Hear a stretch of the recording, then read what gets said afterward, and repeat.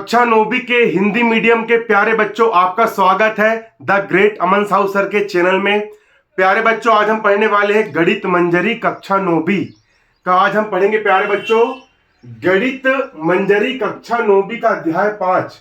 अध्याय 5 का नाम है मैं हूं गोल गोल ऊपर नीचे। मैं हूं गोल गोल ऊपर नीचे। मैं हूं गोल गोल ऊपर नीचे। तो प्यारे बच्चों, मैं हूं गोल गोल। गोल गोल का मतलब होता है प्यारे बच्चों, यहां पर हम व्रत पढ़ने वाले, हम गोल पढ़ने वाले। सबसे पहले मुझे आप लोग एक बात बताओ कि भाई गोला क्या होता है और व्रत क्या होता है। गोला किसको बोलेंगे और व्रत क्या बोलेंगे, व्रत किसको बोलेंगे? चलो मेरा क्वेश्चन है, देखो भाई, गोला जो होता है, गोला को भी हम ऐसे ही दर्शाते हैं और जो व्रत होता है व्रत को भी हम ऐसे ही बनाते हैं।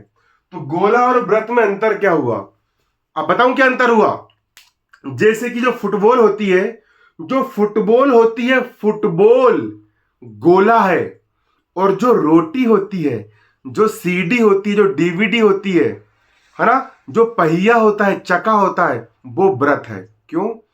गोला जो होता है, गोला में आप देख सकते हो, गोला में लंबाई भी होगी, चौड़ाई भी होगी और ऊंचाई भी होगी। उसमें 3 बीमा होती है। और जो रोटी होती है, जो एक प्रकार की सीडी होती है, जो एक प्रकार की केसर होती है, उसमें सिर्फ 2 ही बीमा होती है ना। रोटी जो होगी, रोटी में सिर्फ लंबाई होगी और चौड़ाई होगी, इसलिए वो व्रत है। चूड़ी क्या है? चूड़ी व्रत है। लेकिन गेंद क्या है? गेंद गोला है। तो यहां पर हम गोला नहीं पढ़ेंगे। जब गणित मंजरी की आपकी सेकंड बुक आएगी उसमें हम पढ़ेंगे गोला, ठीक है।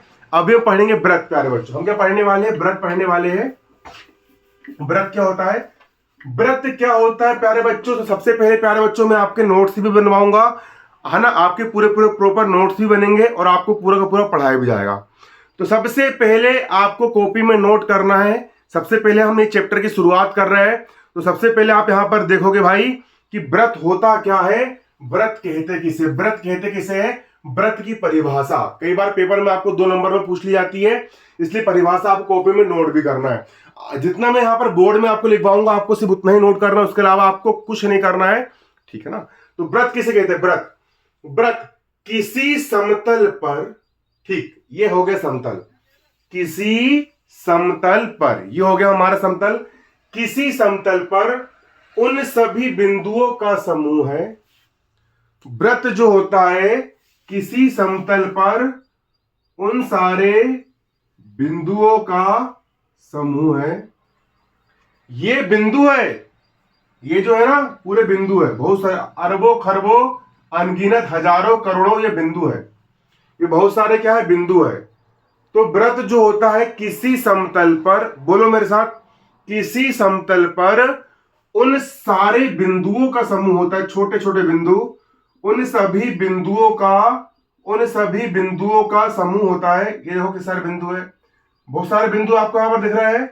उन सभी बिंदुओं का समूह होता है। व्रत जो होता है किसी समतल पर उन सारे बिंदुओं का समूह होता है, उन सारे बिंदुओं का समूह होता है जो दिए गए बिंदु से एक निश्चित दूरी पर होते हैं। मतलब ये सारे जो बिंदु है, इतने सारे बिंदुओं का जो समूह है, ये सारे बिंदु इस दिए गए बिंदु से एक निश्चित दूरी पर होते हैं, एक फिक्स दूरी पर होते हैं। मतलब कि इस बिंदु की इस बिंदु से दूरी, इस बिंदु से इस बिंदु की दूरी, इस बिंदु से इस बिंदु की दूरी, इन सभी बिंदुओं की इस दिए गए निश्चित बिंदु से दूरी बराबर होगी, समान होगी। अगर इस बिंदु से इस बिंदु की दूरी 4 है तो ये वाली दूरी भी 4 होगी, ये वाली दूरी भी 4 होगी। तो व्रत किसे कहते हैं? व्रत की परिभाषा क्या होती है? आप कॉपी में नोट कर लीजिए। व्रत किसे कहते हैं? किसी समतल पर उन सभी बिंदुओं का समूह है। किसी समतल पर उन सारे के सारे बिंदुओं का समूह है जो समतल पर किसी दिए गए बिंदु से समदूरस्थ है। समदूरस्थ का मतलब होता है समान दूरी पर है। सम मतलब समान, दूरस्थ मतलब दूरी पर है। उन सभी बिंदुओं का समूह जो दिए गए बिंदु से समदूरस्थ है, मतलब बराबर दूरी पर है। तो इन सभी बिंदुओं का समूह आपका व्रत कहलाएगा। इसे ही हम व्रत कहेंगे, इसे ही हम क्या कहेंगे? व्रत कहेंगे, ठीक है। अगली त्रिज्या किसे कहते हैं? त्रिज्या क्या होती है? केंद्र से वृत्त के, है ना, और ये दिया गया बिंदु केंद्र कहलाता है। ये जो बीच का दिया गया बिंदु होता है ये केंद्र कहलाता है ना। तो वृत्त किसे कहते हैं? वृत्त उन सभी बिंदुओं का समूह है जो किसी दिए गए बिंदु से समदूरस्थ होते हैं, और ये दिया गया बिंदु, ये वाला जो बिंदु होता है प्यारे बच्चों, ये वाला बिंदु वृत्त का केंद्र कहलाता है। आप ये भी बोल सकते हो कि वृत्त का जो बिल्कुल बीचम बीच का जो सेंटर पॉइंट होता है, वृत्त के जो बिल्कुल बीचों बीच का जो बिंदु होता है, इस बिंदु को प्यारे बच्चों केंद्र कहते हैं। इस बिंदु को हम क्या कहते हैं? इस बिंदु को प्यारे बच्चों केंद्र कहा जाता है। याद कर लीजिए, समझ लीजिए, इस बिंदु को वृत्त का केंद्र कहा जाता है। ये होता है आपके वृत्त का केंद्र। आगे आपको समझ में, ये होता है प्यारे बच्चों आपके वृत्त का केंद्र। ठीक है। इसके बाद अगली यहां पर आपको पता होना चाहिए त्रिज्या किसे कहते हैं? त्रिज्या, हम कई बार बोलते हैं इसकी त्रिज्या r है, त्रिज्या r है, त्रिज्या r है। त्रिज्या होती क्या है? तो प्यारे बच्चों केंद्र से वृत्त के किसी भी बिंदु की बीच की दूरी, इस केंद्र से लेकर के, इस केंद्र से वृत्त के किसी भी बिंदु के बीच की जो दूरी होती है, फिर से समझिए आप लोग बारीकी से। दिखाई दे रहा है आप लोग को बोर्ड पर? पक्का दिख रहा है? चलिए, तो प्यारे बच्चों इस केंद्र से वृत्त के किसी भी बिंदु के बीच की दूरी, केंद्र से वृत्त के किसी बिंदु के बीच की जो दूरी होती है, जो डिस्टेंस होता है, इस दूरी को हम कहते हैं प्यारे बच्चों त्रिज्या। क्या कहते हैं इसको? इसको हम वृत्त की त्रिज्या कहते हैं। इस केंद्र से वृत्त के किसी बिंदु के बीच की दूरी, ये वाली जो दूरी होती है, इस दूरी को भी हम क्या कहते हैं? त्रिज्या। ठीक है। तो बीच वाले केंद्र से किसी भी बिंदु के बीच की आप दूरी निकालोगे, उसको हम कहेंगे त्रिज्या। क्या कहेंगे उसको? हम त्रिज्या कहेंगे। आगे आपको त्रिज्या समझ में? चलो, अब त्रिज्या के बाद अगला, ठीक है, केंद्र भी आपको समझ में आ गए। त्रिज्या को हम काय से शो करते हैं प्यारे बच्चों? तो त्रिज्या को हम r से शो करते हैं। त्रिज्या को हम काय दर्शाते हैं? r से दर्शाते हैं। अगला, जीवा किसे कहते हैं? जीवा क्या होती है? तो वृत्त के किन्हीं दो बिंदुओं के बीच की दूरी जीवा कहलाती है। समझिए, वृत्त के, इस वृत्त के, ये आपका वृत्त दिख रहा है, वृत्त के किन्हीं दो बिंदु, एक बिंदु ये हो गया, दूसरा बिंदु, कोई भी दो बिंदु, वृत्त के किन्हीं भी दो बिंदु के बीच की दूरी, ये वाली दूरी, ये जो लाइन होती है, इसको हम जीवा कहेंगे। क्या कहेंगे? जीवा। आया आपको समझ में? वृत्त के अंदर हजारों जीवाएं हम खींच सकते हैं। कैसे? वृत्त के एक बिंदु ये हो गया, दूसरा बिंदु ये हो गया, दो बिंदुओं के बीच की दूरी, ये भी जीवा है। एक बिंदु ये हो गया, दूसरा बिंदु ये हो गया, ये भी वृत्त की जीवा है। एक बिंदु ये हो गया, दूसरा बिंदु ये हो गया, ये भी वृत्त की जीवा है। एक बिंदु ये हो गया, दूसरा बिंदु ये हो गया, ये भी वृत्त की जीवा है। तो वृत्त के अंदर हजारों जीवा हो सकती है। ये भी वृत्त की जीवा है, ये भी जीवा है। ठीक है, आया आपको समझ में? तो वृत्त के अंदर आप किसी भी दो बिंदुओं को मिलाने वाली जो रेखा होती है, उस रेखा को हम क्या कहते हैं प्यारे बच्चों? उस रेखा को हम वृत्त की जीवा कहते हैं। अगर आप सर्कल के किसी भी दो बिंदुओं को मिलाओगे प्यारे बच्चों, मैं आपको बिल्कुल बेसिक से पढ़ाऊंगा। क्यों? क्योंकि मेरा फोकस सिर्फ इंटेलिजेंट बच्चे नहीं होते हैं, जो बच्चों लोग को कुछ भी गणित नहीं आती है, जो बच्चे लोग को गणित बिल्कुल भी नहीं समझता है, मैं उन बच्चों को भी गणित सिखाऊंगा। इसलिए मैं बिल्कुल जीरो से किसी भी चैप्टर की शुरुआत करूंगा और बिल्कुल बारीकी से एक एक कॉन्सेप्ट समझते हुए हम बिल्कुल बेसिक लेवल से एडवांस लेवल तक यहां पर हम गणित सीखेंगे, ताकि आपको गणित में 100 में से 100 नंबर आपको यहां पर क्या हो सके? मिल सके। इसलिए बारीकी से मैं सिखाऊंगा आप लोग को, है ना।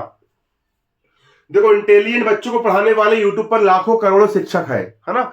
जो बच्चे लोग बहुत इंटेलिजेंट होते हैं, जिनको पहले से सब चीज पता है, आप उनसे पढ़ सकते हो। लेकिन मेरा मकसद है, जो बच्चा बिल्कुल, जिसको गणित बिल्कुल नहीं बन रही, जो गणित से डरता है, उसके मन के गणित का डर दूर होना चाहिए। इसलिए मैं गणित बिल्कुल बारीकी से, बिल्कुल बेसिक लेवल से सिखाऊंगा। इसलिए तो भाई मैं ग्रेट हूं। मैं ग्रेट टीचर क्यों हूं? क्योंकि भाई मैं कमजोर बच्चों को लेकर चलता हूं।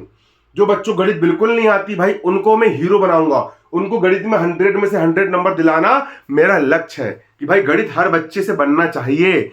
इसलिए मैं बिल्कुल छोटे छोटे तरीके से आपको सिखाऊंगा। अगला, ब्यास किसे कहते हैं? ब्यास क्या होती है? ब्यास क्या होती है? तो वह जीवा, ऐसी जीवा, वह जीवा जो केंद्र से गुजरती है। जीवा किसे कहते हैं? वृत्त के किन्हीं दो बिंदुओं से जाने वाली रेखा जीवा कहलाती है। अब ऐसी जीवा, क्या बोला मैंने? ऐसी जीवा, वह जीवा जो वृत्त के केंद्र से, सेंटर से होकर के गुजरती है। ऐसी जीवा, वह जीवा जो वृत्त के केंद्र से होकर गुजरती है, उसको हम वृत्त का व्यास कहेंगे। तो वृत्त का व्यास, ये भी वृत्त का व्यास है। क्यों? क्योंकि ये भी केंद्र से होकर के जा रहा है। ठीक है। और वृत्त का जो व्यास होता है, ये वृत्त का जो क्या होता है, व्यास होता है, ये त्रिज्या का डबल होता है। व्यास को हम दर्शाते हैं डी से, क्योंकि व्यास को अंग्रेजी में डायमीटर कहते हैं। तो वृत्त का व्यास डी जो होता है, ये व्यास डी। देखो यहां से लेकर यहां तक होगी त्रिज्या, एक त्रिज्या और एक त्रिज्या। अगर दो त्रिज्या को हम मिला दे, अगर हम त्रिज्या को डबल कर दे, एक त्रिज्या ये हो गई, दूसरी त्रिज्या ये हो गई। अगर हम इन दोनों त्रिज्या का डबल कर दे, दो गुना कर दे, अगर हम त्रिज्या मतलब आर का त्रिज्या का डबल कर दे, तो डायमीटर व्यास बन जाता है। कैसे बन जाता है? एक त्रिज्या ये हो गई, दूसरी त्रिज्या ये हो गई।